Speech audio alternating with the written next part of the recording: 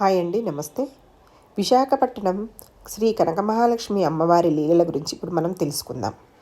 విశాఖలో జరిగిన యథార్థ సంఘటన. లక్ష్మీదేవి సగం చెయ్యిని ఖండించిన శివుడు విగ్రహాన్ని తొలగించి మరో చోట ప్రతిష్ఠించడం వల్ల ప్లేగు వ్యాధి ప్రబలడం, తిరిగి పెట్టేయడం వల్ల ప్లేగు వ్యాధి తగ్గిపోవడం, స్త్రీలకు అష్టైశ్వర్యాలు, సౌభాగ్యం, ఆయురారోగ్యాలు ప్రసాదిస్తున్న కనకమహాలక్ష్మి అమ్మవారు విశాఖపట్నంలోని పుణ్యక్షేత్రాల మధ్య ప్రసిద్ధి చెందిన కనకమహాలక్ష్మి ఆలయం దైవానుగ్రహానికి నిదర్శనంగా నిలుస్తుంది. బూరుజుపేటలోని నెలకొన్న ఈ అమ్మవారి గుడి మూలాలు గత శతాబ్ద ఉదయకాలానికి చెందినవిగా చెబుతారు. శ్రీ కనకమహాలక్ష్మి విశాఖవాసులకే కాకుండా చుట్టుపక్కల ప్రాంతాల వారికి కూడా ప్రీతికరమైన దేవతగా శ్రీ కనకమహాలక్ష్మి అమ్మవారు కొలువై ఉన్నారు. శ్రీ కనకమహాలక్ష్మి యొక్క పవిత్ర నివాసం, కల్పవల్లిగా గౌరవించబడే దివ్యమూర్తి ఆరాధకులకు హృదయాలలో ఒక ప్రత్యేక స్థానాన్ని కలిగి ఉంది. మహిళలకు ఆరోగ్యాన్ని మరియు సంతృప్తిని ప్రసాదిస్తుంది.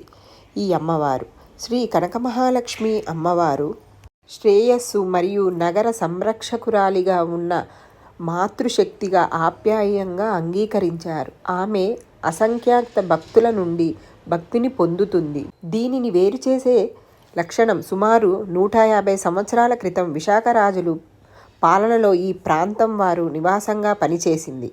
ఆలయానికి చరిత్ర నేపథ్యాన్ని అందిస్తుంది. ఆలయం స్వయంభూ రూపాన్ని కలిగి ఉంది. ఈ దేవత యొక్క ఎడమ చేతి సగం మాత్రమే విస్తరించి ఉండడంతో ఆశ్చర్యం కలిగిస్తుంది. ఒక ఎత్తైన గోపురం లేకపోవడం గమనించదగ్గ విషయం. బదులుగా కొబ్బరి ఆకుల నుండి అల్లిన సాధారణ పందిరి దైవిక అస్తిత్వాన్ని ఆశ్రయిస్తుంది. అమ్మవారికి వ్యక్తిగతంగా పసుపు మరియు కుంకుమ చీరలు సమర్పించే భక్తులు ప్రత్యక్ష నిశ్చితార్థం ఒక ప్రత్యేక అంశం. బదులుగా భక్తులు తమ వ్యక్తిగత పూజల తర్వాత అభయ సందర్శిస్తారు, భక్తితో నమస్కరిస్తారు. ఈ ఆలయం సంతానోత్పత్తి కోసం ఆశీర్వాదం కోరుకునే వారికి ప్రత్యేక ప్రాముఖ్యతను కలిగి ఉంది మరియు పసుపు, కుంకుమ మరియు కొబ్బరి నైవేద్యాలతో దేవతను అలంకరించే సాంప్రదాయం కొనసాగుతుంది. సంతానం లేని స్త్రీ పట్ల ఆమె దయతో ప్రసిద్ధి చెందిన శ్రీ కనకమహాలక్ష్మి అమ్మవారు ఉత్తరాంధ్ర ప్రజలకు విశ్వాస జ్యోతిగా వెలుగొందింది. నవజాతి శిశువులను ఆశీర్వాదం కోసం ఆమె ఒడిలో ఉంచే సాంప్రదాయం ఉత్తరాంధ్రలో కొనసాగుతూ ఉంది. ఈ విశిష్టతకు ఖచ్చితమైన చరిత్ర ఆధారాలు లేనప్పటికీ ఈ ఆలయం ఒకప్పుడు విశాఖను పరిపాలించిన రాజుల కులదైవంగా గుర్తించబడింది. ప్రత్యేకంగా వారి వంశం దైవంగా గుర్తించబడింది. 1912లో శ్రీ కనకమహాలక్ష్మి అమ్మవారి యొక్క విగ్రహం బావి నుండి తీయబడింది. అది రోడ్డు మధ్య ప్రతిష్ఠింపబడింది. అయితే రహదారి విస్తరించడానికి విశాఖ అధికారులు విగ్రహాన్ని తొలగించి మరో చోట ప్రతిష్ఠించారు. అది జరిగింది 1917 సంవత్సరంలో. విశాఖలో ప్లేగు వ్యాధి ప్రబలి అనేక మంది చనిపోయారు. ఇది అమ్మవారి విగ్రహాన్ని తొలగించడం వల్లే జరిగిందని తిరిగి యథాస్థానంలో పెట్టారు. అప్పుడు వ్యాధి తగ్గుముఖం పట్టడంతో ప్రజలకు అమ్మవారి మీద గురి ఏర్పడడం, తర్వాత ఆమె యొక్క మహిమల కథలుగా విస్తరించడం ద్వారా విశేష ప్రాచుర్యం పొందినది. మరో కథ ప్రకారం సద్గుణ సంపన్నుడైన ఒక బ్రాహ్మణుడు కాశీకి వెళుతూ విశాఖ తీరం మీదుగా బురుజుపేటకు చేరుకున్నాడు. అమ్మవారి విగ్రహాన్నున్న బావిలో స్నానమాచరించి సేద తీరాడు. ఆ సమయంలో అమ్మవారు ప్రత్యక్షమై కలియుగంలో భక్తుల కోరికలను తీర్చేందుకు అవతరించానని, తన విగ్రహాన్ని ఆలయంలో ప్రతిష్ఠించమని కోరుతుంది. అయితే ఆ బ్రాహ్మణుడు తను కాశీకి వెళ్తున్నానని మన్నించాలని ప్రాధేయపడతాడు. ఆగ్రహానికి గురైన అమ్మవారు తన ఎడమ చేతిలోని పరిగానే ఆయుధంతో బ్రాహ్మణుని సంహరించడానికి సిద్ధమవుతుంది. దాంతో బ్రాహ్మణుడు భయపడి శివుడిని ప్రార్థిస్తాడు. శివుడు విషయాన్ని గ్రహించి అమ్మవారి చేతిని మోచేతి వరకు ఖండించి శాంతింప చేస్తాడు. కనకమహాలక్ష్మిగా భక్తులను అనుగ్రహించాలని ఆదేశిస్తాడు.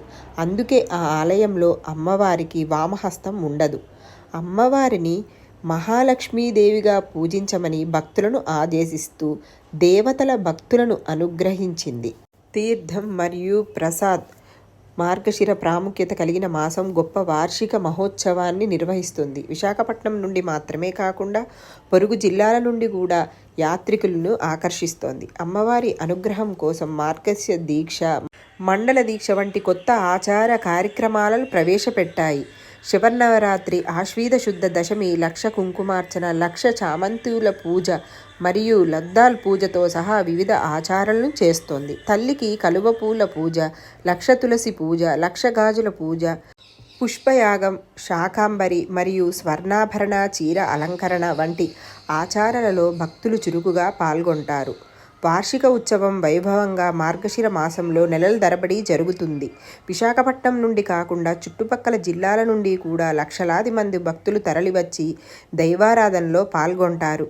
ఈ మాసం అమ్మవారితో నిత్య సమేతంగా పచ్చగా అలంకరించబడిన రథోత్సవం వేద పండితులతో విస్తృతమైన సాంస్కృతిక కార్యక్రమాలతో ముగుస్తుంది. ప్రసాద వికరణ చివరి గురువారం నాడు ఉత్సవాలతో ముగింపు పలుకుతారు.